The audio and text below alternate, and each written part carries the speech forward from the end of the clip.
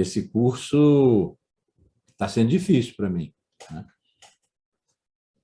E acho que vão ser difíceis os cursos que estão dentro do escopo daqueles 6 ensaios sobre a quarentena, porque eu não estou acostumado a trabalhar no contemporâneo, né? Eu saio do contemporâneo e chego a ele. É uma metodologia que eu aprendi com Foucault, aí transformei, botei no meu próprio sangue, como Nietzsche diz, né? E transformei, mas a ideia é de que a filosofia não se sustenta como uma disciplina em si. Se sustenta, mas aí para outras coisas, não é para nós aqui. Quer dizer, a filosofia com seus fundamentos, com sua metodologia, como uma disciplina, né? E que a filosofia deve servir ao nosso momento, a nós pensarmos e dizermos, e acrescento eu, e sermos e fazermos, no nosso momento. Como disse Nietzsche e Foucault, repetiu, transformou, trabalhar sobre o presente, contra o presente, em benefício, espero, de um tempo por vir. Então, nós estamos trabalhando sobre o presente para o futuro. Mas, para isso, depois é preciso fazer um diagnóstico do presente, um diagnóstico muito provisório, do que se passa em relação àquilo que se quer pensar, né? E depois contar uma história, que é uma genealogia, no sentido de que, uma vez que já se estabeleceu o que se quer, por que se está pensando, qual é o incômodo, qual é a dor, o sofrimento, o espanto. Isso Sócrates nos ensinou, que o que move o pensamento é o espanto. Isso depois foi esquecido. O que move o pensamento é o próprio pensamento, porque tem aqueles sistemas, aqueles supersistemas, né? Aristóteles, por exemplo. Toda a escola aristotélica pensou a partir de Aristóteles. E todos os anti-aristotélicos pensaram a partir de Aristóteles. Para só dar um exemplo, vale o mesmo para Platão. Alguém do tamanho de Deleuze, no século XX, um filosofaço, tinha como um dos seus lemas, né, a reversão do platonismo. Quer dizer, o platonismo está presente até o século XIX, até o século XX. Nossa, a gente pensa muito na história. O século passado, para mim, que nasci antes da metade do século XX, é o século XIX. No século XX, filosofaço, né, Platão estava ainda presente, de um modo que precisava ser revertido, né? A questão de reversão é também complicada, porque alguma coisa revertida é a mesma coisa ao reverso, não é outra coisa, né? Mas, enfim, então, pensar filosoficamente a partir da própria filosofia, mesmo a partir da história da filosofia, que é o meu encanto, de sempre, desde muito moço, não nos ajuda a viver, não nos ajuda a compreendermos e fazermos alguma coisa com essa compreensão, compreendemos aquilo que nos espanta. Aquilo que nos espanta é agora, na vida, no mundo, no nosso entorno. Pensar para Sócrates, nosso fundador, que nós esquecemos, que não deixou nada escrito. Pensar deveria ser uma atitude que decorre do espanto. E a gente se espanta com aquilo que não sabe, que não conhece. O espanto é primo, é muito próximo da ignorância. Então, o que move a filosofia, o que dá o torque, né, da arrancada da filosofia é o espanto, são o espanto e a ignorância. Quando nós definimos, na nossa atualidade, o que é o espantoso, o que é insuportável e que, por isso, precisa ser pensado. Não porque se estabeleceu, ao longo da história da filosofia, uma coleção de problemas, de assuntos a serem pensados, a que os filósofos devem se dedicar, como tão longamente foi. Mas o mais digno de ser pensado, como é uma locução de Heidegger para dizer, tem uma questão no pensamento. Na verdade, para ele, tem uma só questão no pensamento, que é o ser. Eu não estou indo por aí, mas a locução dele é o mais digno de ser pensado, digo eu, seguindo razoavelmente de perto Foucault, o mais digno de ser pensado é aquilo que nos tira o fôlego, que nos embarga a voz, que nos tira o sono, que nos excita, nos deprime, enfim, aquilo que nos espanta, aquilo que nos bate, que nos afeta, que nos empurra. Sabendo que é isso, nós temos que entender, aí estou dizendo eu, mas Foucault finalmente acabou fazendo exatamente isso. Não estou dizendo que Foucault acabou fazendo como eu faço, não. Mas, pequena história bibliográfica, biobibliográfica. Não sei se vem ao caso, porque são parênteses dentro de parênteses, dentro de parênteses, só acaba a matemática, né? Multiplica primeiro um, depois só um outro. Mas é o seguinte, eu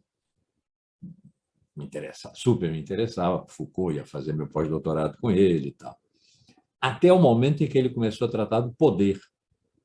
Não é que o poder não me interessa, a política não me interessa, mas é que ficou sendo um outro Foucault, um Foucault seco, né? Não me encantou. E então eu li, mas fui me afastando. Então ele escreveu o primeiro volume da História da Sexualidade, que tinha um título extremamente sedutor, A Vontade de Saber, La Volonté de Savoir. Eu li, mas já, né, desde Vigiar e Punir, não era mais o meu barato. E aí ele passou 9 anos sem escrever o segundo volume. Ele tinha previsto 6 na História da Sexualidade. O segundo não vinha, não vinha. Ele dava conferências, escrevia prefácios, participava de programas de rádio. Depois da morte dele, depois de muita luta dos herdeiros literários dele com os herdeiros patrimoniais, né? Consentiu-se a publicação de tudo que ele tinha. Vocês conhecem português? De tudo que ele tinha dito e escrito, o tamanho dos volumes são 4. De tudo que ele tinha dito e escrito, mas não publicado em livro. Não publicado em livro. Ele tinha deixado uma determinação que não podia ser publicado o que ele não tivesse publicado. Coisas de gaveta e tal, não.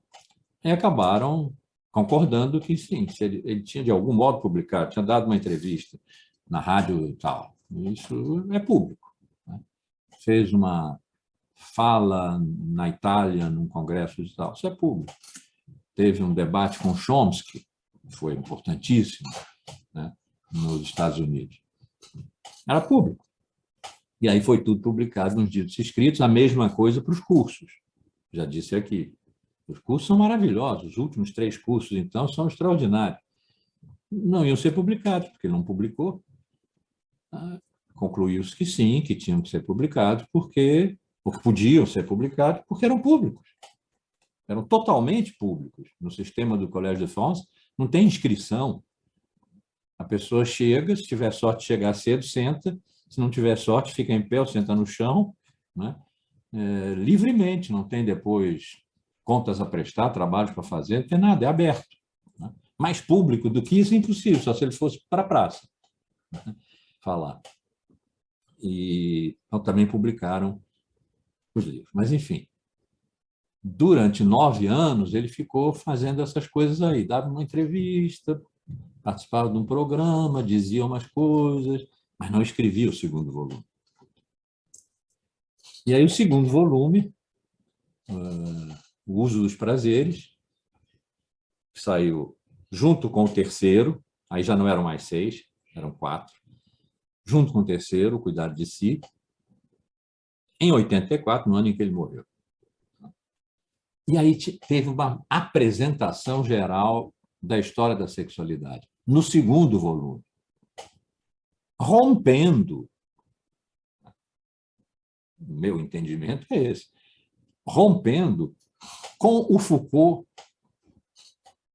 anterior, com todo o Foucault anterior, que trabalhou sempre fazendo suas arqueologias, como ele chamava, quando ele estava atento aos cortes, né, de uma determinada época, aos acúmulos de uma determinada época, ou as suas genealogias, quando a questão para ele era a proveniência, a emergência de objetos novos, campos de saber e de poder novos, novas relações de instituições, etc.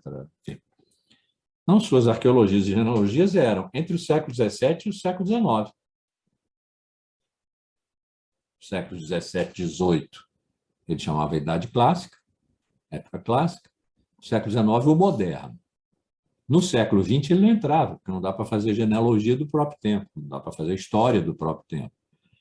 Aí ele criou a figura do intelectual específico, que, diferentemente do intelectual genérico, ele disse, o último exemplar desse foi Sartre, o intelectual genérico é aquele que abarca todos os problemas, qualquer problema, do ponto de vista do universal, da sua universalidade, procurando, então, a sua verdade intrínseca, né? Com muitos deslocamentos. Todo mundo não fez a mesma coisa para ser intelectual genérico, mas Hegel foi intelectual genérico, Aristóteles, né? Platão, Kant. O intelectual específico, todos. O intelectual específico é aquele que intervém nas lutas em presença, nas relações de força do presente, para estar no ensaio dele sobre Nietzsche, Nietzsche, a genealogia e a história, que está na Microfísica do Poder, que é um livro que só existe no Brasil. Foi tirado de cursos que ele deu aqui, algumas coisas que ele escreveu, então é um livro brasileiro de Foucault. Dobrar as forças a seu próprio favor. Tudo é uma história de dominação, toda a história é de dominações, e a trama de dominações que se apresenta, sempre no presente agora, como uma determinada relação de forças, o pensamento vai lá não para explicar, para compreender, isso é o intelectual genérico, mas para cortar. Se a genealogia não serve para compreender, serve para cortar. Cortar, mais ou menos como dizem que Alexandre o Grande fez com o nó que ninguém desatava, né? O nó górdio. Ele disse, para mim é fácil, puxou a espada e cortou o nó. Abriu.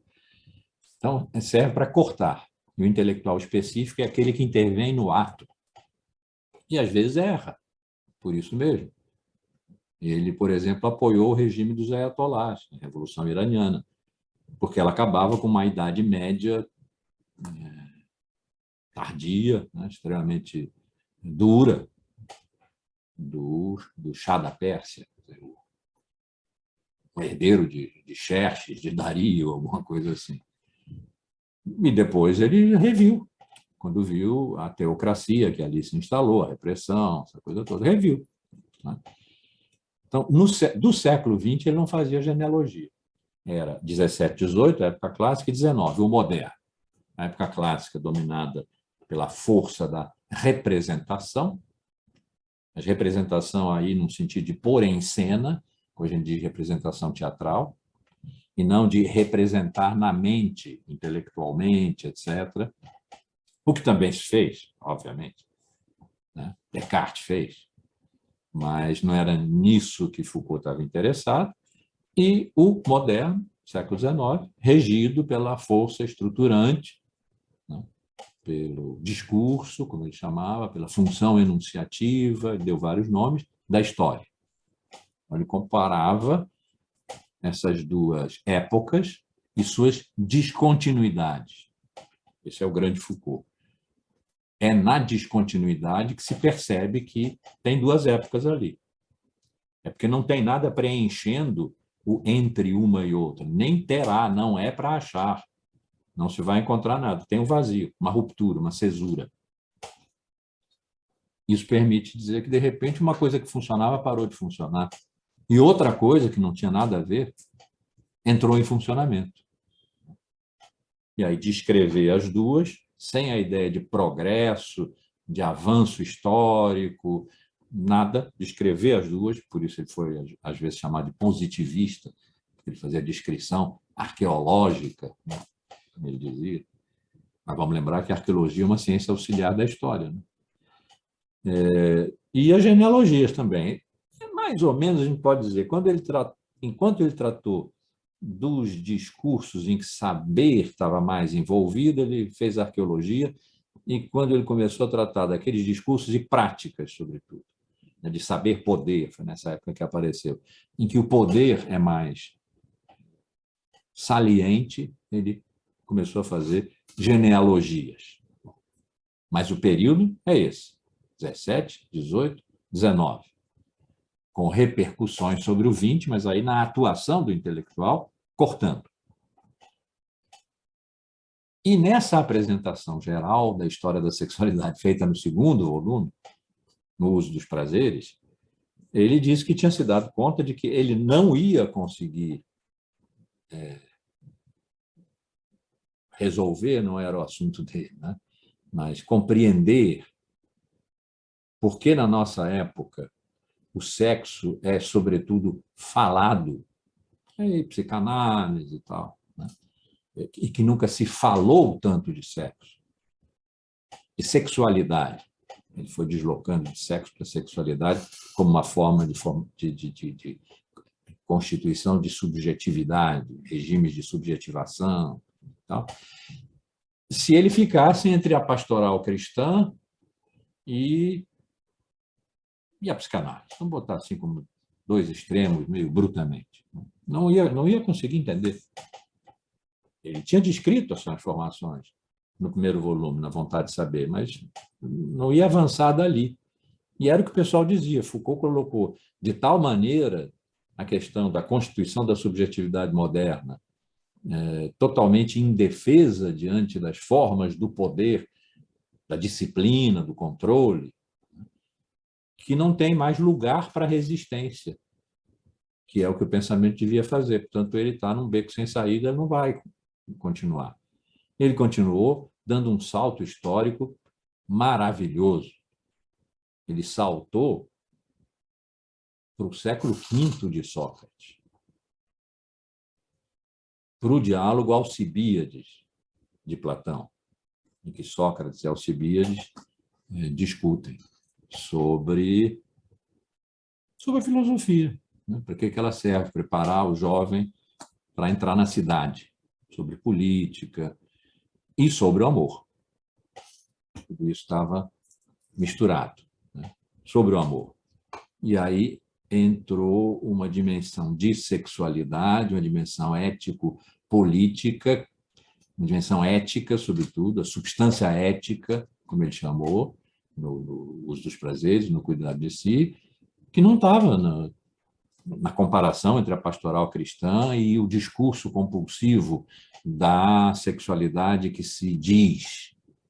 Tem um artigo chamado Não ao Sexo Rei, aquele que é rei, é regente, porque a gente fala dele o tempo inteiro, se submete a ele. Aí eu pensei, por isso que eu disse que é uma pequena nota bibliográfica, acabou que não é pequeno, nunca eu falo pouquinho, né? É que quando eu li essa apresentação, eu disse, ele voltou.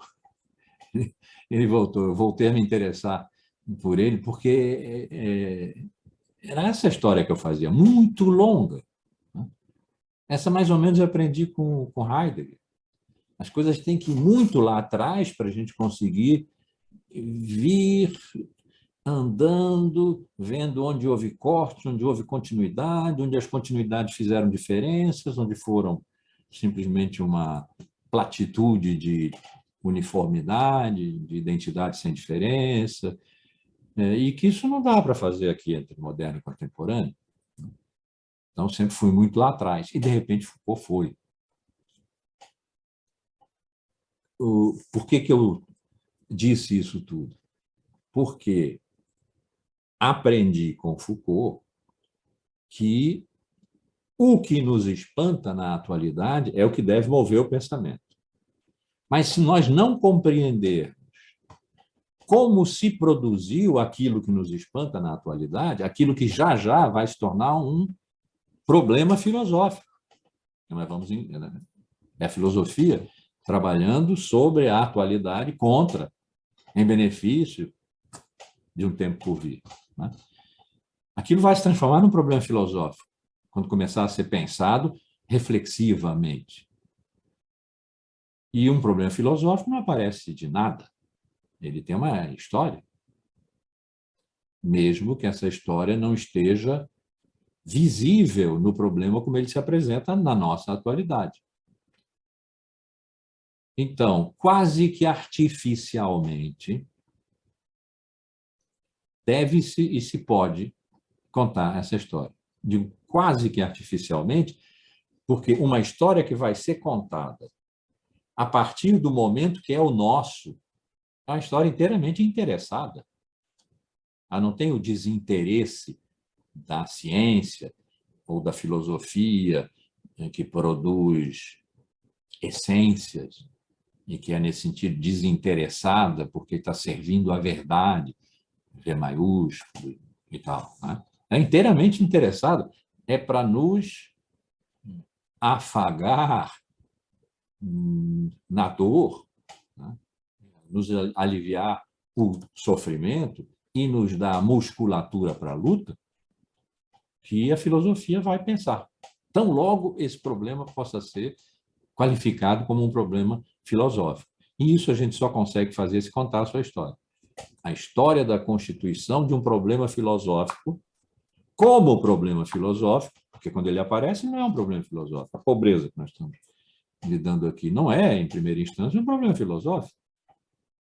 Eu quero transformá-la num problema filosófico porque ela é o que há de mais espantoso. Ela é o que há de totalmente insuportável.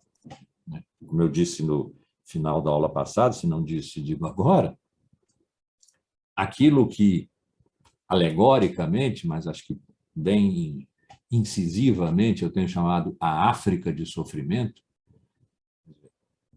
a exclusão radical, estrutural, quem sabe irreversível, que quando a gente olha para o mundo, vê na África, sobretudo na África subsaariana, vivendo e morrendo, e sabe que está espalhado pelo mundo inteiro.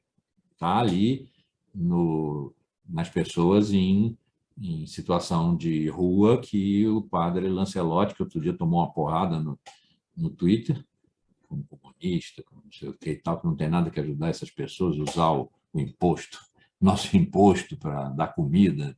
Só voltou a dizer a gente não pode dar o peixe, tem que ensinar a pescar, essas besteiras. Né? Para se transformar num problema filosófico, ou seja, para aceitar ser pensado, o limite do pensamento na nossa época é, pelo menos enquanto eu estou tratando desse assunto aqui, a África de sofrimento. É o limite absoluto da possibilidade de pensar hoje. Isso é uma proposta, né, a ser pensada. Depois da Segunda Guerra, os filósofos, sobretudo os que então se chamaram os novos filósofos franceses, né? André Glucksmann,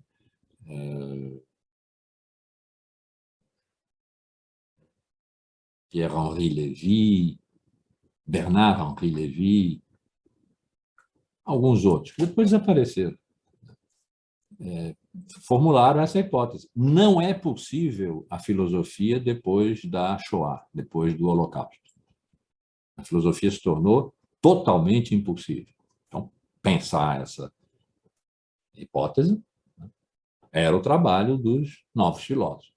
O que eu estou dizendo agora é o limite absoluto para o pensamento nesse momento. E quando eu digo nesse momento, estou dizendo na história nossa que é agora, e, portanto, o limite é relativo. Mas, nesse momento que nós estamos vivendo, o limite que nós podemos experimentar como absoluto, insuperável, para o pensamento, violado o qual limite o pensamento se torna um pouco, bom, muito técnico, muito especulativo e muito diletante. Estou sendo desqualificador mesmo. Estou pegando aí colegas que não merecem esses epítetos. Mas o que eu estou dizendo é, há um limite. E se a gente fica fora do limite, pairando, a palavra nefelibata, quer dizer, quem anda nas nuvens, a gente vai ficar andando nas nuvens e repetindo, repetindo, repetindo. A história da filosofia tem 26 séculos e não tem jeito de a gente não ficar repetindo alguma coisa. Mas agora nós temos aqui um limite duro, que é a pobreza, como eu tenho qualificado nessas aulas, 6 aulas anteriores. Então, isso significa ou nós temos condições de transformar a pobreza num problema para a filosofia, a partir de ele ser um problema radicalíssimo para a vida e para as pessoas que a sofrem, a pobreza. No limite, não é nem uma questão de vida, é uma questão de morte.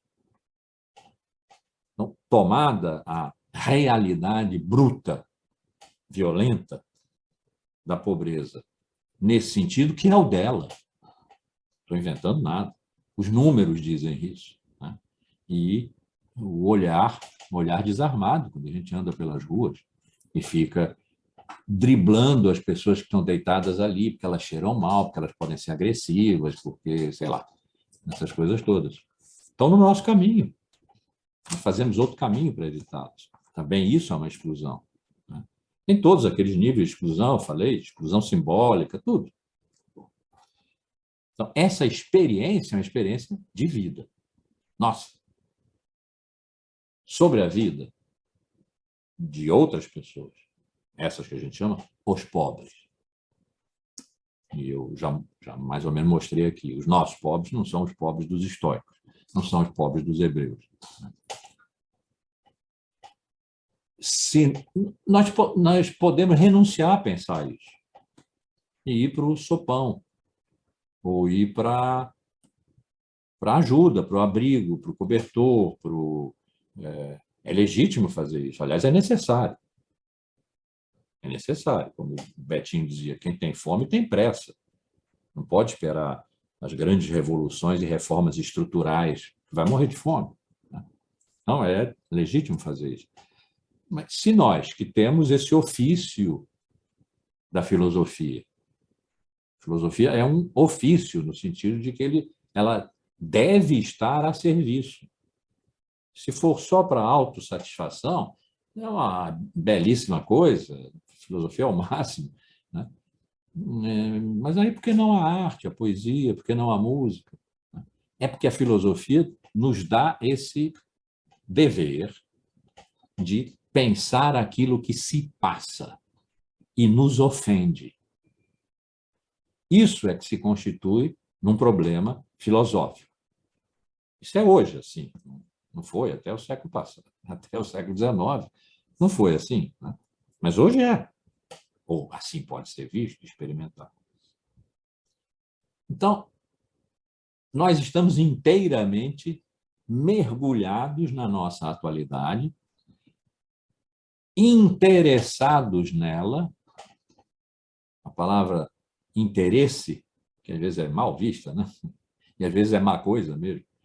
Interesse é estar dentro. Então, é interessado aquilo que nós fazemos a partir de estarmos dentro. da realidade, como ela se apresenta, insuportável, e, portanto, nós vamos usar uma tesoura genealógica, tesoura histórica, uma história que será formal, não será das essências, das verdades absolutas. Nós temos uma tesoura com a qual nós recortamos que passado nós queremos visitar. Isso é um artifício, isso é um método.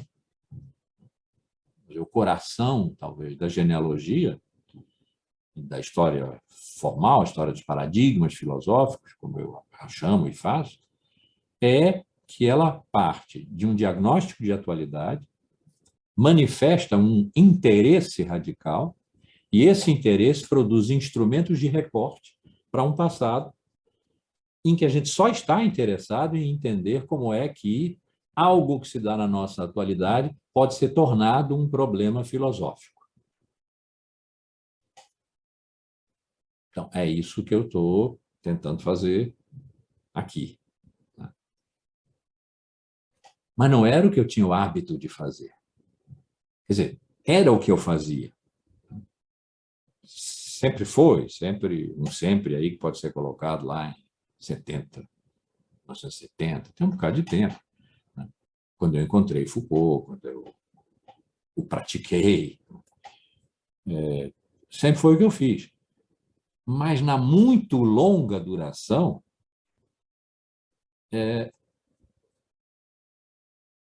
não inteiramente recortada.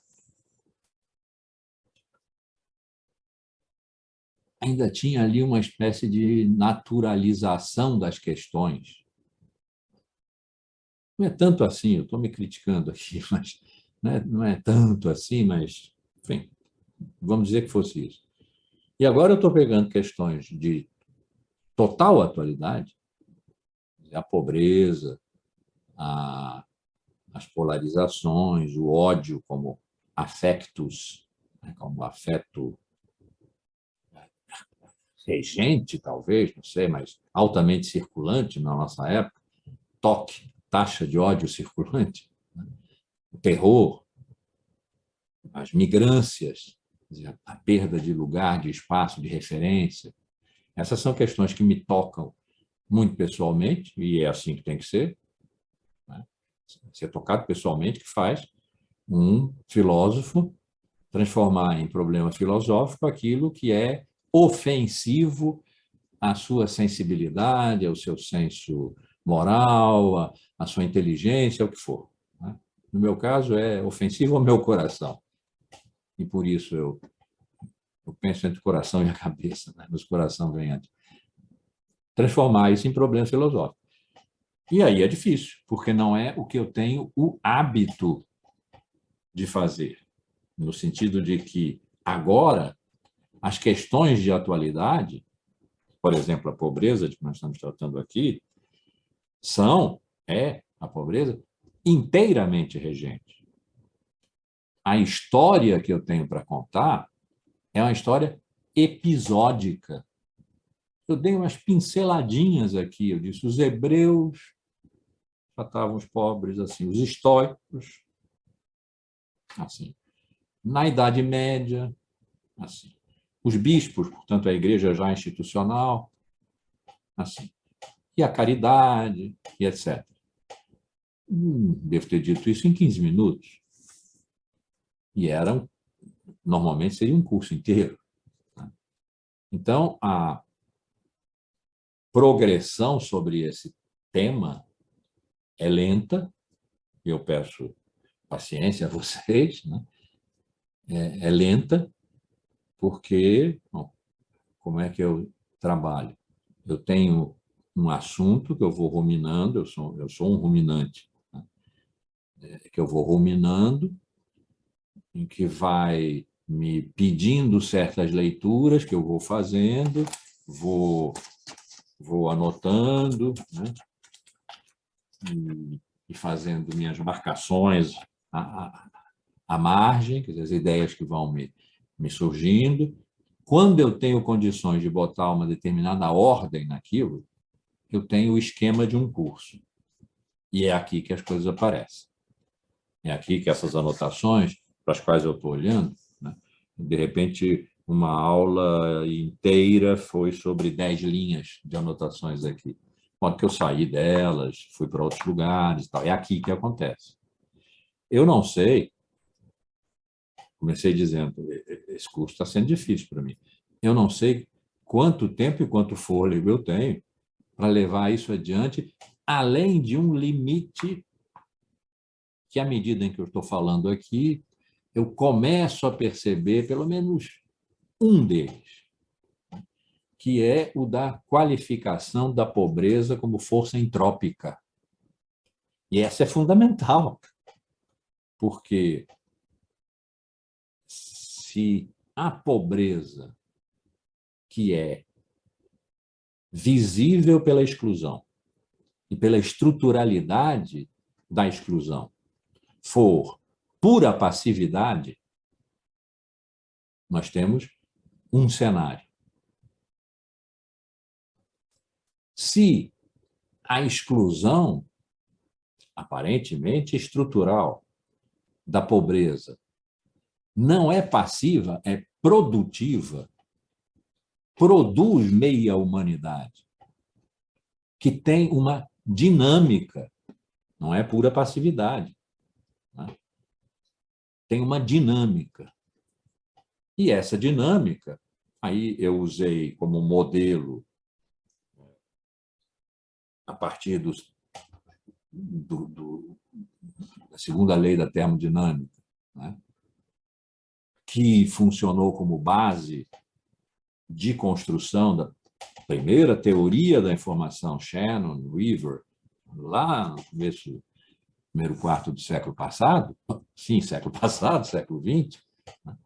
E sobre a qual, teoria da informação, se constituíram os modelos de comunicação e com os quais nós funcionamos ainda hoje, quando se trata do computador, dos algoritmos, etc. Está tudo ali no fundo. Então, eu peguei esse modelo, a partir do segundo princípio da termodinâmica, que nos fala de um intenso dinamismo do fundo do universo, daquele que não está organizado e complexificado em corpos, em planetas que circulam, que se pode calcular, que são previsíveis, né? Mas a massa escura, é antimatéria, enfim, talvez o que decorra da atividade dos buracos negros, que nós não sabemos. Então, essa força entrópica, no sentido de ir perdendo potência, se uniformizando. Mas essa perda de potência é uma atividade. E é uma atividade destruidora.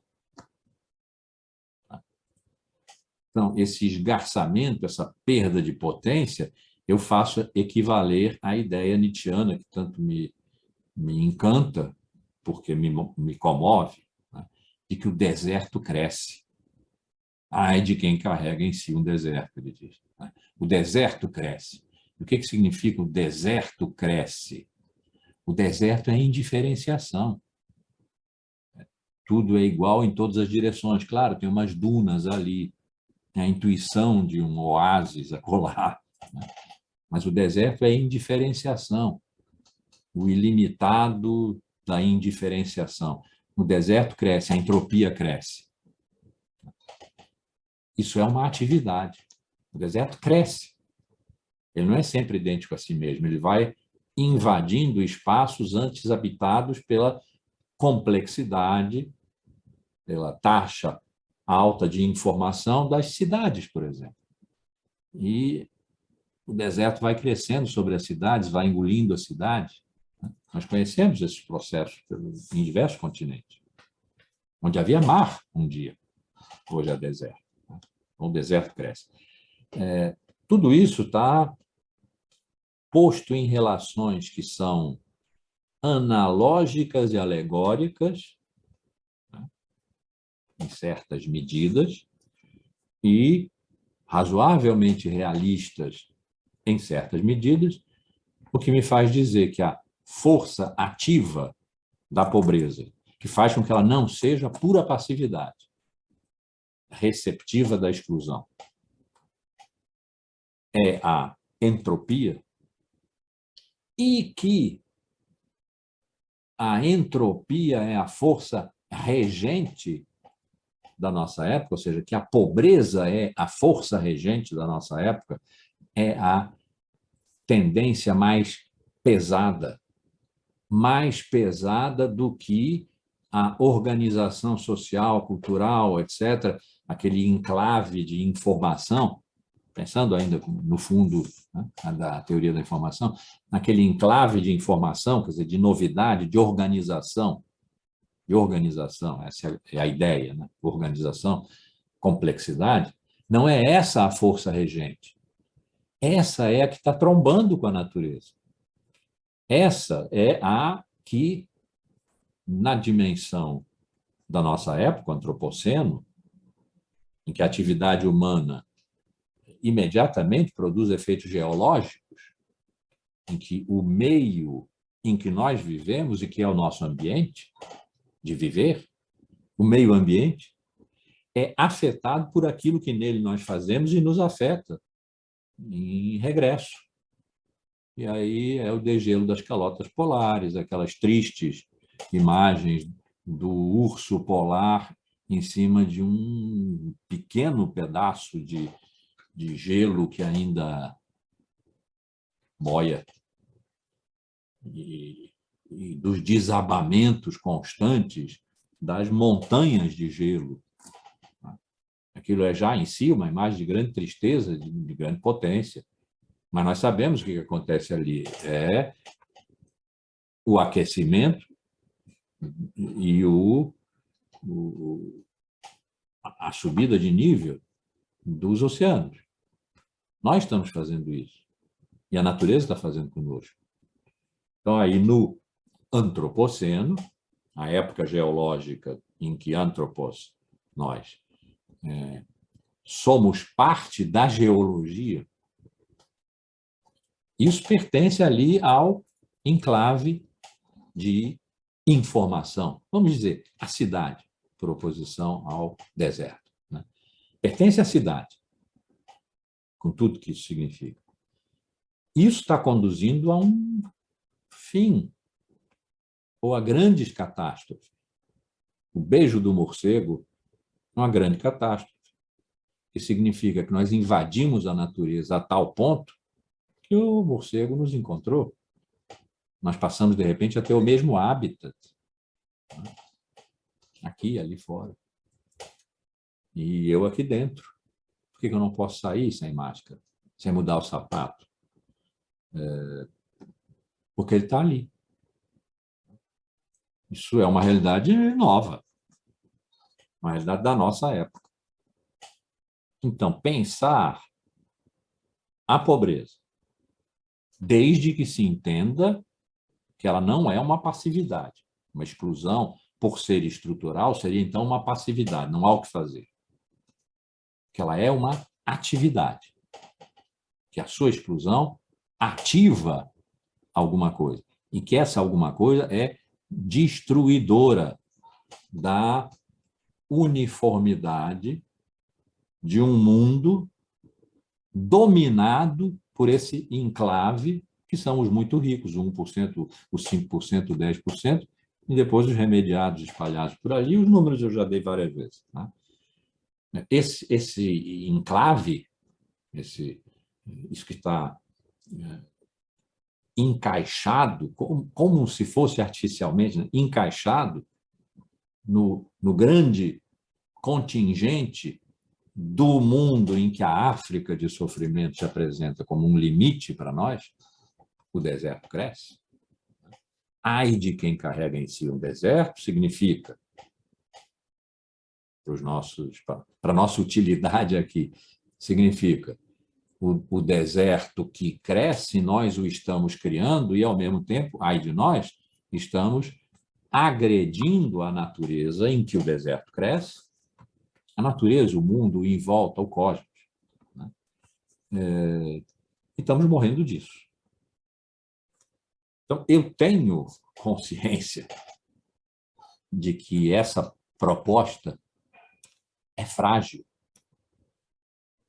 de que ela talvez não passe bem numa prova de contestação, de que ela decorre de eu ter usado como modelo de referência, porque a gente precisa usar modelos, a teoria da informação. E que isso talvez tenha a ver com o fato de que eu estou na escola de comunicação, que é aqui que o meu ofício de, vou dizer, de filósofos são os grandes, mas de professor de filosofia, né? É aqui que o meu ofício se exerce. E as referências que nós temos aqui são aquelas que têm a ver com a sociedade de consumo, as redes, a produção de imagem de si, o mundo como mercado, etc. Isso é uma coisa aqui da comunicação, né? Em que, talvez até inconscientemente, quando eu estava escrevendo o ensaio e agora trazendo para cá, eu tenha usado esse modelo de entropia como a força de fundo. A entropia é pensada na teoria da informação, por isso que ela é sacada da segunda lei da termodinâmica, que é a da desorganização crescente, é a força de fundo. Contra ela é que se organiza. E a organização é a informação, é a negaentropia, a não entropia. É a informação, né? É a cultura, é a sociedade. E nós estamos vivendo um momento de cultura e sociedade em que a palavra pós-verdade, a locução pós-verdade, cai como uma luva, em que se trata de opinião, de guerra, de conflito, de polarização, né? E a civilização, que é uma palavra singular e neutra, né? Para dizer tantas coisas e excluir tantas coisas, a civilização, pelo menos como o Ocidente, a partir da Grécia, a propôs e se propôs a viver nessa dimensão, está profundamente arriscado. Quando nós, esse ano, não começou esse ano, mas nesse ano, estamos falando em civilização versus barbárie, em função das eleições que vamos ter em outubro, né? Não é uma metáfora. Isso não é uma metáfora. Eu insisto em dizer, aquela câmara de gás improvisada há 2 semanas atrás é barbárie. É barbárie. Barbárie não são necessariamente as tribos germânicas invadindo a Europa. Aquilo é barbárie. O fato de que já existe um número maior de caçadores, colecionadores e CAC, colecionadores, atiradores e colecionadores, atiradores e caçadores, né? Que o Bolsonaro está armando com as leis que ele foi passando de facilitação de uma coisa e dificultação de outra. Eles são ilocalizáveis, não são mais rastreáveis. Que a soma desses já é superior ao Exército Nacional e mais a PM de São Paulo. Isso é potencialmente barbárie, porque isso significa que a sociedade organizada, segundo instituições que, pior que funcionem, né, tem por si a presunção de que querem organizar a sociedade em níveis de diálogo, de diferenças, de disputas, podem chegar a limites extremos, mas dentro de uma, vou usar a palavra, civilidade, né, que é dura, nós sabemos, que é altamente excludente. Falem negros, mulheres, homossexuais, trans, pessoas com deficiências, o que for, falem, né? Todos esses excluídos, pobres e não pobres, né? Mas em geral pobres.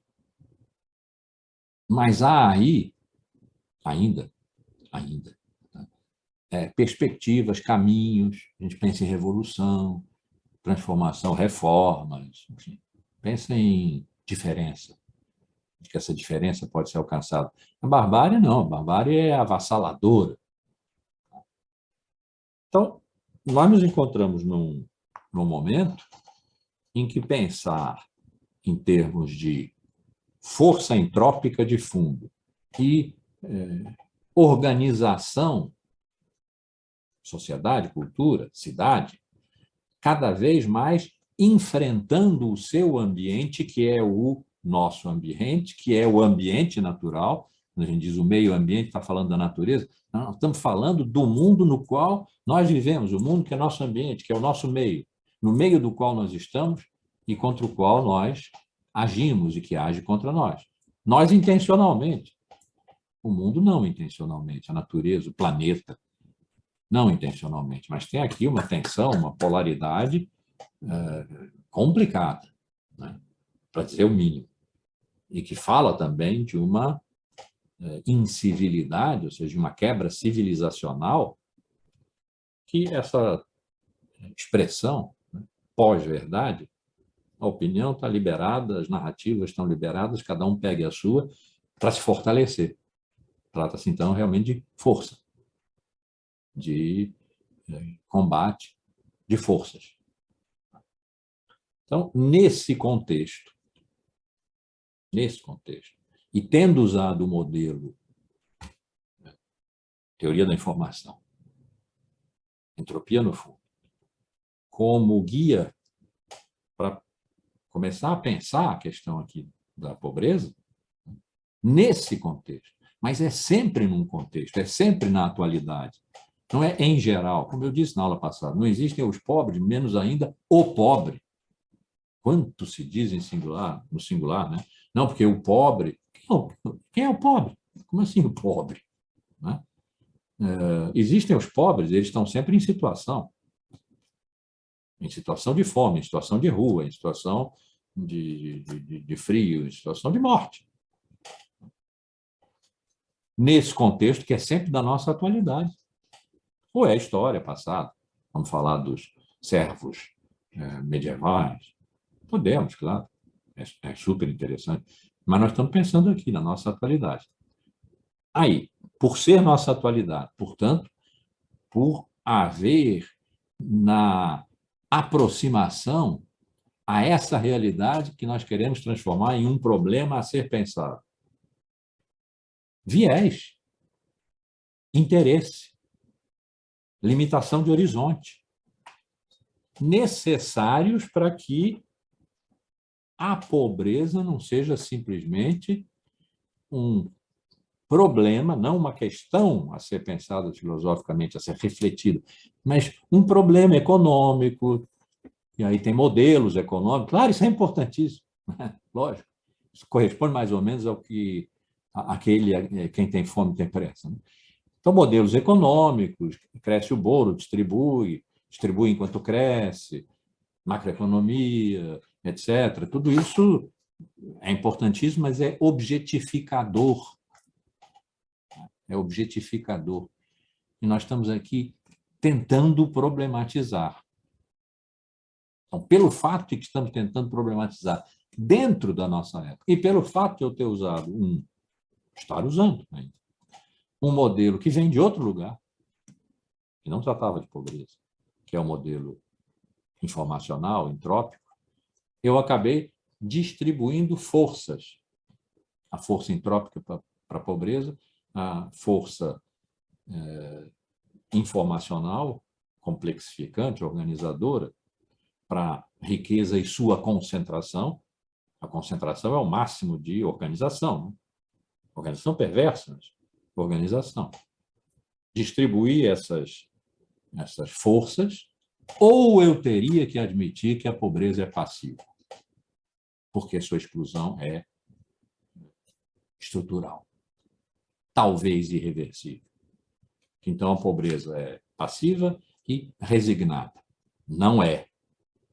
Não é, e nós vemos que não é, quando ela aparece localizada, ou seja, ela aparece no local, não globalmente a pobreza no mundo. é importantíssimo para nós sabermos que, quando eu digo a África de sofrimento, estou falando do mundo inteiro, né? Quando ela é local, uma comunidade, né? Aqui no Rio, a gente vai lá e vê. Ela se organiza, a pobreza se organiza para lutar. E ela se organiza pelo local. Não é uma consciência trazida de fora que vai lá e a organiza. Ela se organiza por regimes de vizinhança, de contato, de interfecundação, interpenetração, né? Regimes de solidariedade, que podem ser solidariedades egoísticas. Bom, vamos rejeitar essas, por quê? Né? Ou solidariedade de coração aberto, partilhar o pouco que se tem. Está vendo? Está acontecendo agora. O bujão de gás custando o que está custando, a pessoa está no meio de ferver o leite das crianças e o gás acaba e a pessoa sai correndo para a vizinha que ainda está com gás para acabar de esquentar aquilo. E a pessoa que cede o gás para acabar de esquentar aquele leite sabe que está perdendo aquele gás e que, num determinado momento, vai ter que fazer a mesma coisa com outra vizinha, né? E, no entanto, não se nega a dar. Nós temos esses relatos, né? Então, no local, a pobreza não é passiva. Não é passiva. Nós vimos isso muito acontecer na época inicial da pandemia. O vírus é democrático, ele atinge todo mundo. Não é democrático. No começo, até, ele atingia mais as pessoas mais ricas, porque o vírus veio de torna-viagem de férias, né? Então, ele atacava no Leblon. Depois, a gente viu onde é que realmente as pessoas estavam morrendo.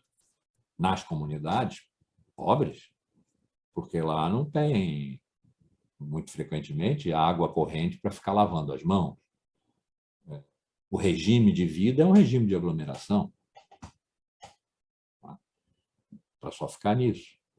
E nós vimos, quando as mortes cresceram absurdamente, aquele espetáculo, que é uma das imagens mais dolorosas e tristes que os meus olhos vão guardar, né? Que são aquelas covas rasas, uma do lado da outra, né? Centenas de mortes pobres. Ali, nessas comunidades, a comunidade se organizou para isolar os contaminados, alimentá-los, mantê-los protegidos, né? E várias outras atividades de preservação que a própria comunidade assumiu segundo os modos muito precários que tinha de assumir atividades. Não tem passividade. No local, não tem passividade.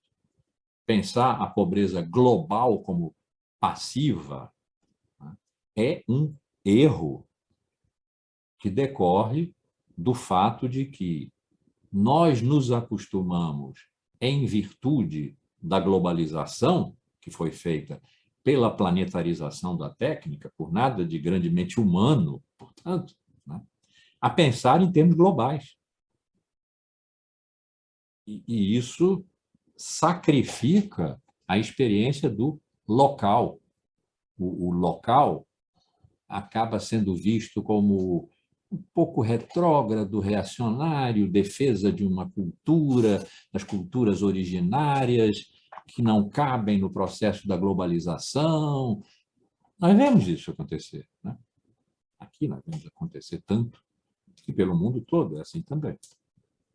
Mas se a gente olha para o local, para os locais, a gente vê acontecer isso, que a pobreza é dinâmica, que ela não é passiva, ela é atividade. Então, com essas considerações todas que eu fiz, não vou repeti-las em ordem, até porque ela não tem ordem,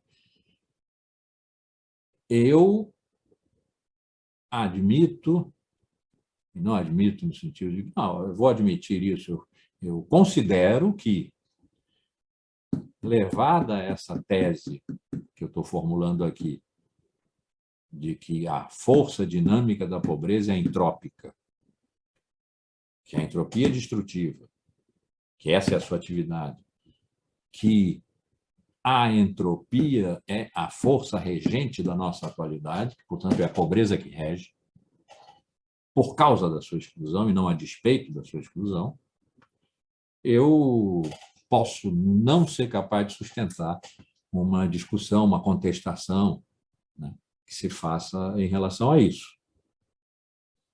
Então, foi pensando nisso que decorreu de uma observação da Fabiola, que infelizmente não está aqui, porque eu estou respondendo a ela, mas ela vai ver depois, sobre... Ela não está ainda muito convencida disso, né?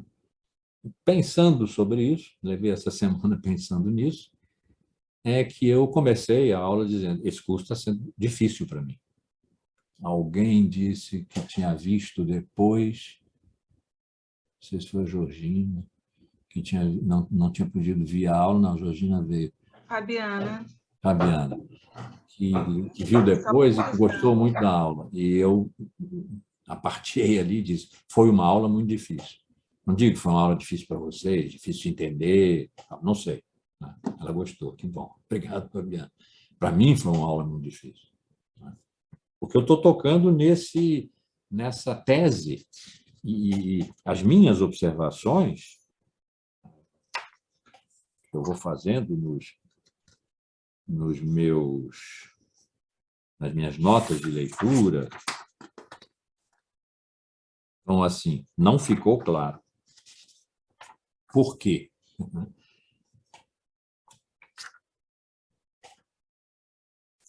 Com essa, eu ia dizer, explicação prévia, não é uma explicação, já é um desenvolvimento da questão, né? Nós estamos aqui tentando formular uma questão. Já é um desenvolvimento, a tentativa de formular a questão, fazer a crítica das condições em que ela está sendo formulada. O local, o interesse, o viés, o modelo. Preciso de um modelo. Nós precisamos de modelos, a gente não pensa no abstrato, a não ser talvez os intelectuais genéricos lá do Foucault, mas não é verdade, eles pensavam em modelos, e o modelo estava sempre na história da filosofia, era o de escola, era o da escola, da sua escola, ou de outra a que ele tinha que se opor. Tinha, então, um modelo ali para se opor. O modelo que eu usei foi, repito, talvez pelo fato de que nós estamos aqui numa escola de comunicação, pensando filosoficamente, mas numa escola de comunicação, o modelo da teoria da informação, o modelo da comunicação. Tudo isso posto significa: eu não sei aonde vai chegar, onde vai chegar essa reflexão. Espero que chegue até o fim desse curso, né? Mas ela vai se tornando progressivamente mais difícil.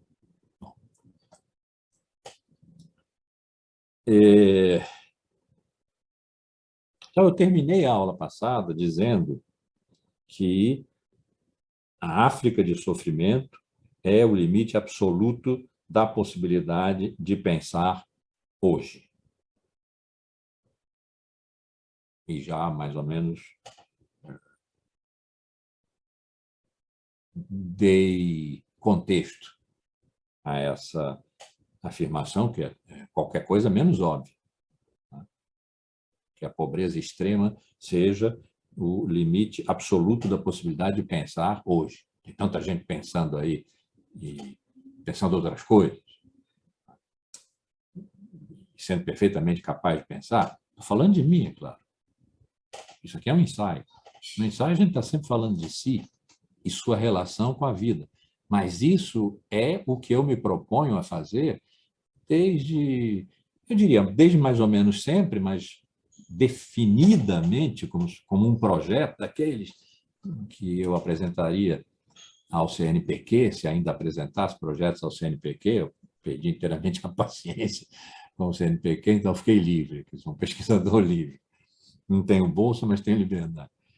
Que seria Foi, 2018 para cá, a Ana formulou a maneira final desse projeto, o de que ou a filosofia vem para junto da vida, para dentro da vida, para ser pele da vida, ou, de fato, a afirmação mais ou menos implícita dos pós-modernos de que acabou, não tem mais, porque o real perdeu o interesse, porque a representação entrou em crise, porque a ideia de fundamento e de verdade, que são ideias absolutas, perderam inteiramente a credibilidade, e a ideia de sujeito como uma consciência voltada para a realidade fora dele, né, transformou-se inteiramente, o sujeito hoje é o consumidor.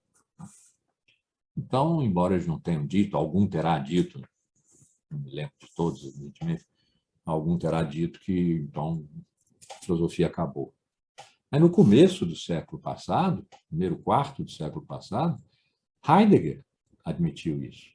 Olha, a filosofia acabou, está acabando, vai acabar. A questão é, o pensamento acaba quando a filosofia acaba? Ou a filosofia é uma experiência grega de algo mais radical do que ela, que é sistema, que é o pensamento, que está tensionado por ser, não por conhecer, que é uma coisa excelente, mas que deu, e que está hoje na ciência, e, diz ele, a ciência não pensa, ela conhece, mas não pensa. Bom, então, desde 1927, quando ele publicou Ser e Tempo, isso já estava lá. E quando ele publicou um livrinho, O Fim da Filosofia e a Tarefa do Pensamento, estava explicitado ali.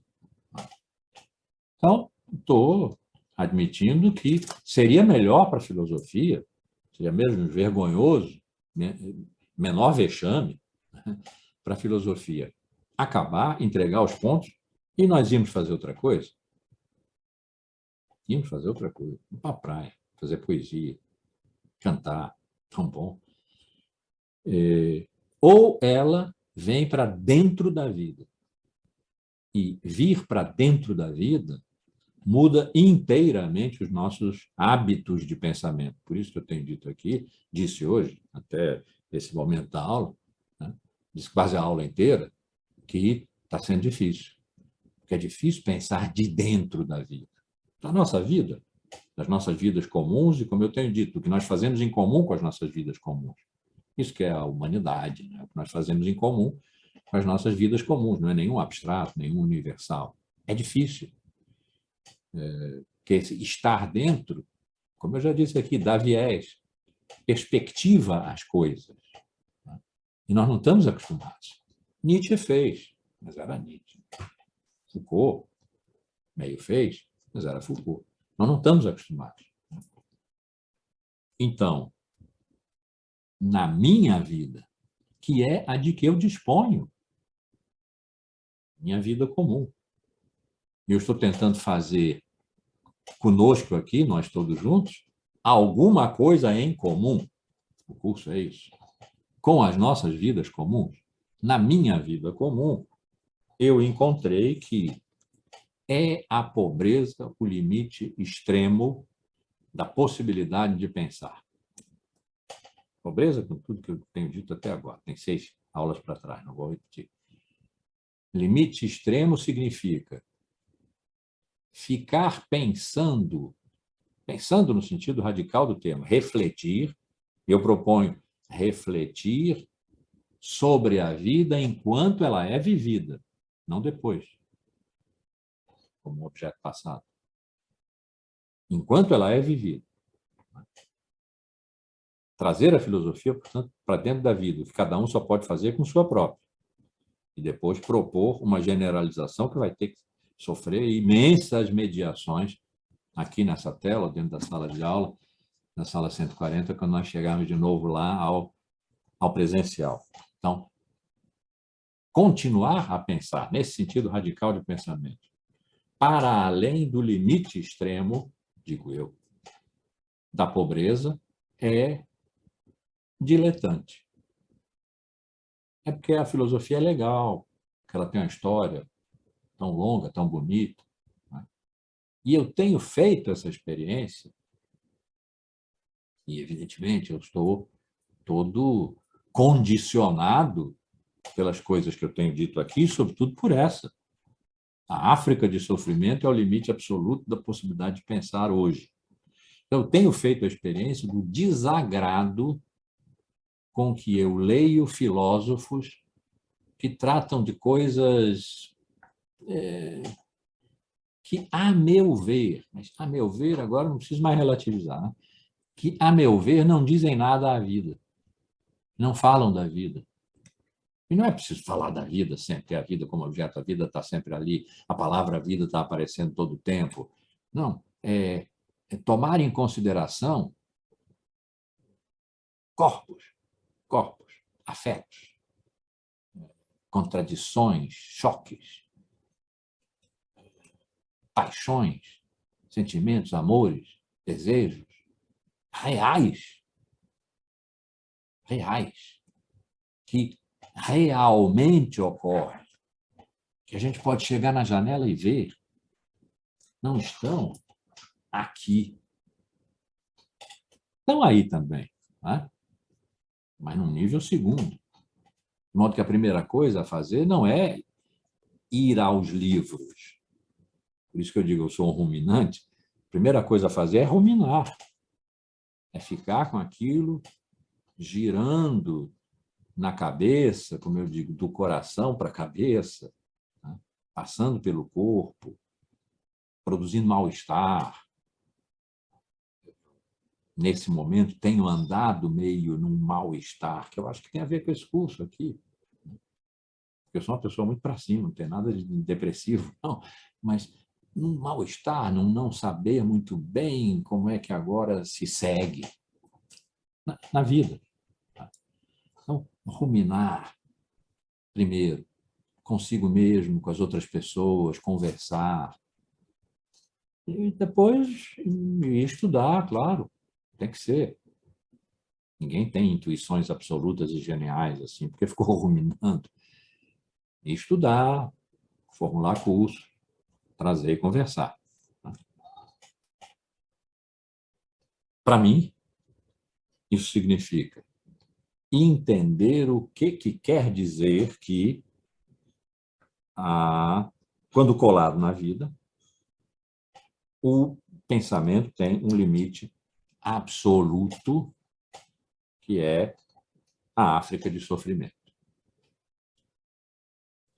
No ambiente pós-moderno,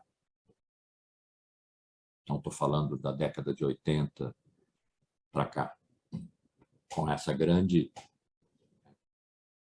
tsunami, de repente, lá em 2016, quando disseram é mais do que isso, né? Não é que a verdade está em risco, que a verdade perdeu credibilidade, como o Lyotard disse ali no comecinho do pensamento pós-moderno, perdeu credibilidade, não é que não há mais. E não só não há mais, nós estamos depois de não haver mais. Só tsunami.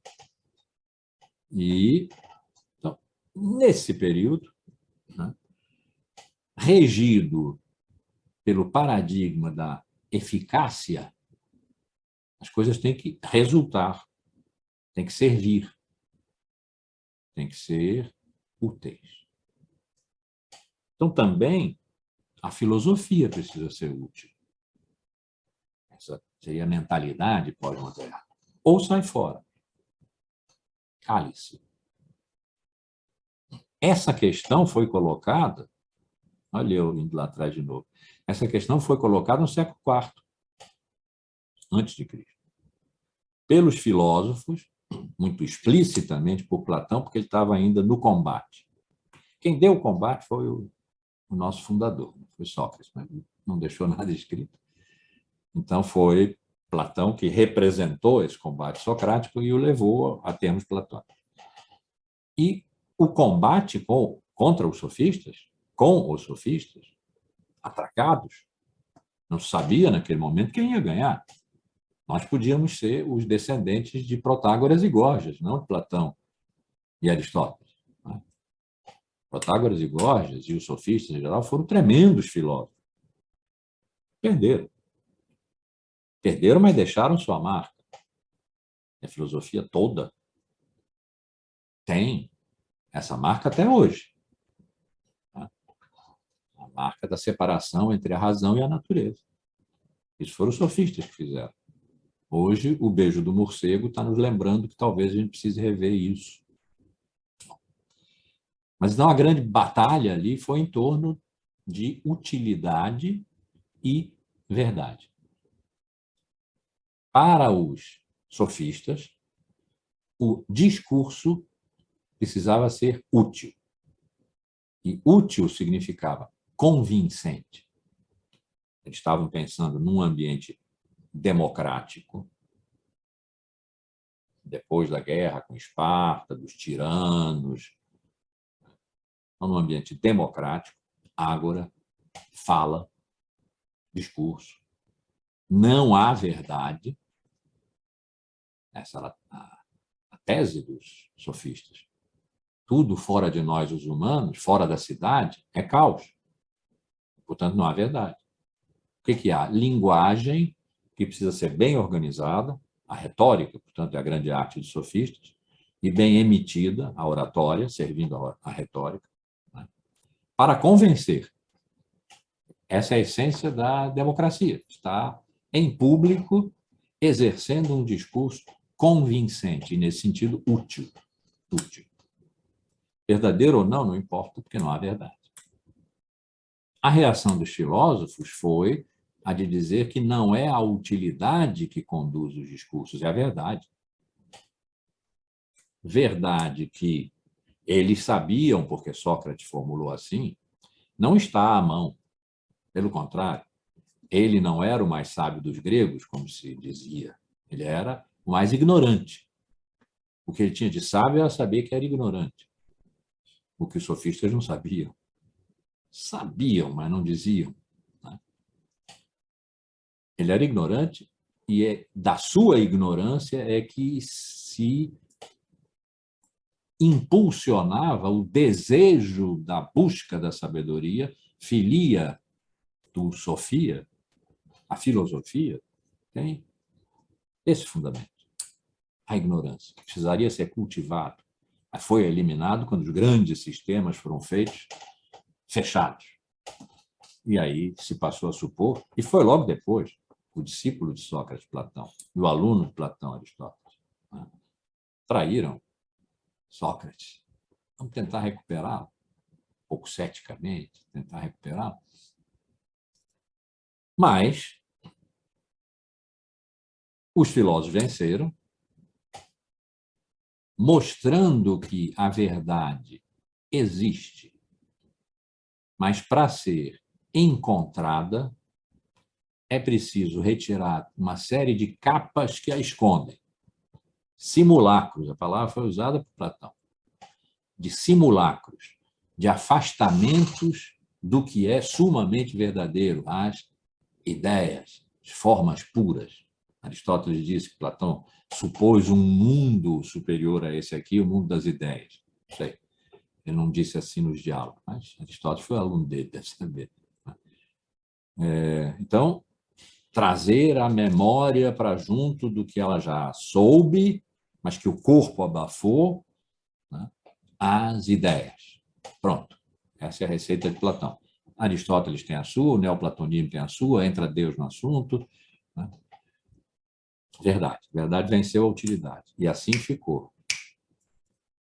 Agora, quando a técnica é regente, e a técnica se define pela utilidade, por conduzir a um resultado útil. A grande ação humana é dispor para um fim útil os instrumentos, os artefatos, aquilo com que se vive, tecnicamente falando. Ora, isso ficou cristalizado do momento inicial do pós-moderno, década de 80 para cá.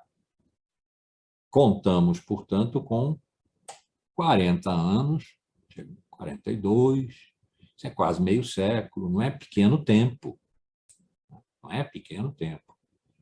Há mais ou menos 40 anos, e se a gente olhar para trás e admitir, a hipótese que eu trago aqui, pode não ser admitida, admitir que já na década de 40, quando a bomba atômica foi inventada para acabar com a guerra, efeito útil, nada de aplicação da verdade, ou as câmaras de gás, aquela cápsula de gás capaz de matar nas câmaras de gás muita gente, portanto, economicamente, era uma questão econômica, né? Técnica, era a utilidade que estava em causa ali.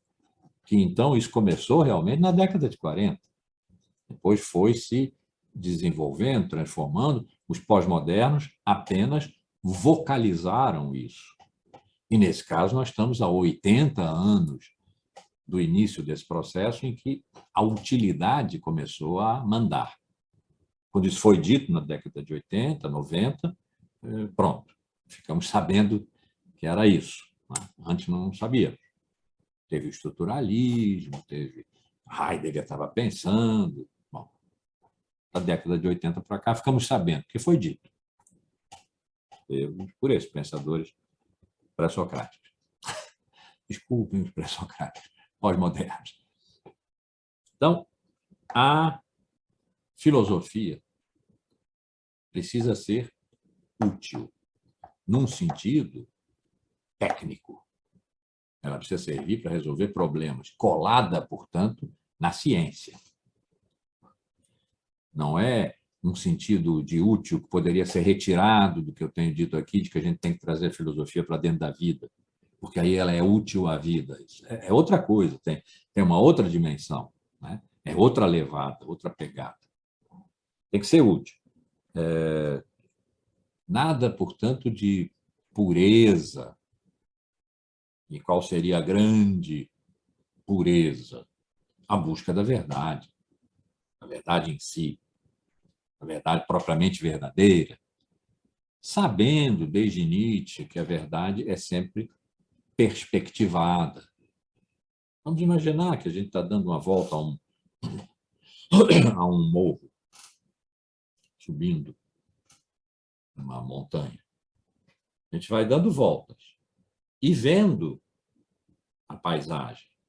Dependendo do lugar onde a gente esteja, a paisagem é uma ou outra.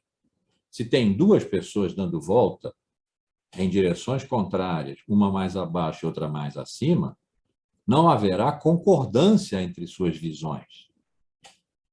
E aparecerá que a realidade, as paisagens vistas, não concordando, ou bem há duas, ou bem não há verdade.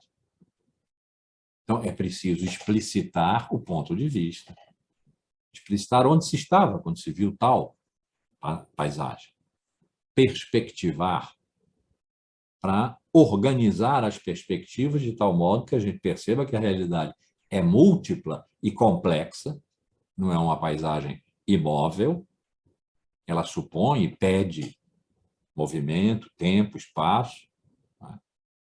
Mas, por mais perspectivada que seja, há uma realidade, que é aquele mar que cerca aquele morro, por exemplo, e o próprio morro. Há algo de real cuja verdade se obtém aos pedaços, encaixando perspectivas. Sabemos disso já. Atravessamos o século XX sabendo disso. A natureza analítica da filosofia, não sintética, não absoluta, mas analítica da filosofia no século XX, vale para Heidegger, vale para Foucault, para Deleuze, para os herdeiros de Hegel, como para os herdeiros de Nietzsche, mais para os herdeiros de Nietzsche, a perspectivação, que não é uma relativização tola. Tudo é relativo, então tudo vale, não há mais verdade, então, não, isso é bobagem. Mas a perspectivação, sim, nós sabemos, conhecemos. Onde estaria, então, a pureza? Em insistir na busca da verdade. Insistir na busca da verdade. Quando nós devíamos estar voltados para o útil, o utilitário, o que produz efeitos consumíveis.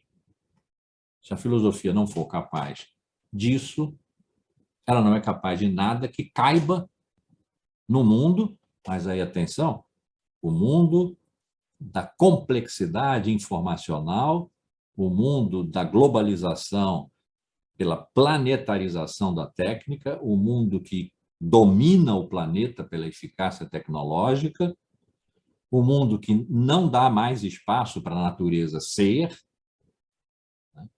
O mundo do beijo do morcego. Esse mundo. Não o mundo em que está a pobreza. Eu tenho falado em duas meias humanidades exatamente para dizer que o mundo não é uma uniformidade meio aquosa, assim, meio gelecal, né, que vai se moldando aqui e ali, não, que tem um enfrentamento. Por enquanto, eu estou dizendo, não vejo no horizonte condições de, agora, superação dialética desse afrontamento. Né? Vamos manter o horizonte utópico aberto e andar nessa direção. E aí veremos, saberemos e faremos, ou não faremos. É uma decisão, podemos fazer ou não. Nesse mundo, nessa meia humanidade, quer dizer, alimentada pela pobreza, não, esfomeada pela pobreza, a utilidade da filosofia é entrar na vida. É entrar na vida e ter lado. Ter lado. Não relativizar. Tomar partido. Manter-se nesse lado. Vivificar pelo pensamento aquilo que está sendo mortificado pela pobreza. Então, há sim uma utilidade para a filosofia, se ela entra na vida. Não há nenhuma utilidade para a filosofia, se ela fica pensando abstratamente na verdade. Vou ter que voltar a essa questão, não vai ser nesse curso, talvez seja o próximo curso. Não é? A verdade como ideal civilizatório, a verdade como entranhamento na vida, porque essas coisas se relacionam. Uma não substituiu a outra, mas esse relacionamento é um a pensar, um também digno de ser pensado. Mas isso fica para um outro momento. Então, útil para a vida, inútil para o mercado mundo. Eu tenho dito aqui, o mundo se converteu num grande mercado, sim, por causa da planetarização da técnica, por causa da globalização que, feita pela técnica, produziu o mundo como um virtual. Nós estamos nele aqui, nos beneficiando dele, inclusive. Né? O mundo como um virtual. Contei na aula passada a grande crise econômica do subprime, como se chama, nos Estados Unidos. Fiz referência àquele filme, Grande Demais. Eu não sei como é a tradução em português. Too big to fail. Grande demais para falhar, para quebrar. Eram os bancos. Né? Fiz referência a isso. O que tinha ali? Uma economia virtual que produzia riqueza, que não existia. Então, a gente diz o mercado, né? Toda hora está dizendo, não, a reação do mercado. O que é o mercado? O mercado é um virtual que vive na base de expectativas, de estímulos, de desestímulos, e que reage, então, fazendo coisas que são boas ou que são ruins. Vocês devem se lembrar do tempo lá da eleição de 2002, quando Lula subia, o mercado caía e o dólar disparava. Quando Lula caía, o mercado subia e o dólar se equilibrava. Expectativas. Não tinha nada de econômico acontecendo ali. Eram valores circulantes, valores políticos, ideológicos, sociais. Né? E vão pessoas, e vão subjetividades, e vão corpos nesse mercado mundo. Para o mercado mundo, em que vive o pensamento pós-moderno e que a locução pós-verdade possivelmente expressa no máximo para dizer, e não se trata mais disso.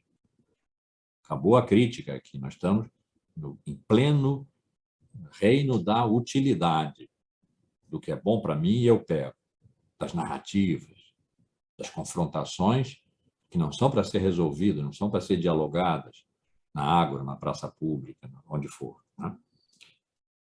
Para o mercado mundo, a filosofia é totalmente inútil, ela está fora do mercado, está fora do mercado, e o seu lugar é esse mesmo. A filosofia que quer entrar no mercado, não vou fazer nenhuma citação de pessoa, mas vocês certamente têm visto por aí filósofos, com boa formação, inclusive. Boa formação, suponho, porque vejo que eles sabem coisas de filosofia, fazendo shows de filosofia. Tem uns 3 por aí, pelo menos, assambarcando o mercado. Eles querem pôr a filosofia no mercado. Acredito até que essa seja uma intenção, uma boa intenção. A filosofia saiu do mercado, ninguém mais compra livro de filosofia, os cursos de filosofia estão em decadência, vamos botar no mercado. E como é que se faz isso? Na sociedade de espetáculo, fazendo o espetáculo. Pode ser. Mas isso não é a filosofia. Aquilo que está dito ali é autoajuda, pílulas de sabedoria, não é reflexão dura, reflexão que dói. Então, o lugar da filosofia é mesmo fora do mercado, é perto dos excluídos. Então, habitar à margem é o ethos, é a experiência de estar no mundo, é o ethos do pensamento radical em tempos pós-modernos. Habitar à margem. Da margem se fala em surdina, porque os alto-falantes estão na cidade. Então, falar em surdina, quase não ser ouvida, a não ser através da vida, que ela, a filosofia, reflete enquanto quem reflete vive, é quase a posição que a poesia ocupa. Então, essa proximidade inesperada. Não inesperada, porque a gente devia sempre estar olhando para Nietzsche, né? Que renunciou inteiramente a fazer sistema e escrevia como poeta. E como poeta pensava. Mas, assim, essa surdina, essa pegada meio lírica, no sentido do que foi, ou ainda é, a poesia lírica, é aquela que pega na pessoa, que pega no corpo, nas paixões. Não é nada de épico, de grandemente sistêmico, de enorme. É pequena. Então, a filosofia que deveria habitar à margem, onde vivem os excluídos, não é útil para o mercado, porque fala como a poesia. Fala iniciando pela emoção. Claro, me dou conta agora, acabei de dizer uma frase que eu disse de outra maneira mais lá atrás. Para mim, começa no coração e vai para a mente. Posso estar fazendo uma referência estritamente pessoal, individual. Tá? Mas, no momento, estou acreditando que... Estou acreditando, nem propondo isso como uma tese, não. Acreditando que a filosofia, se o seu ethos é habitar à margem, e se a margem é silenciada pelo centro, pelo alto, pelo complexo, onde estão os alto-falantes, onde se fala compulsivamente para vender a fala, audiovisualmente, né? Então, a poesia fala a filosofia fala baixo, como a poesia fala. O que pode decorrer disso, eu ainda não sei, vamos ver na continuidade. Mas esse é o modo de dizer, ela não está no mercado. O que está no mercado se anuncia.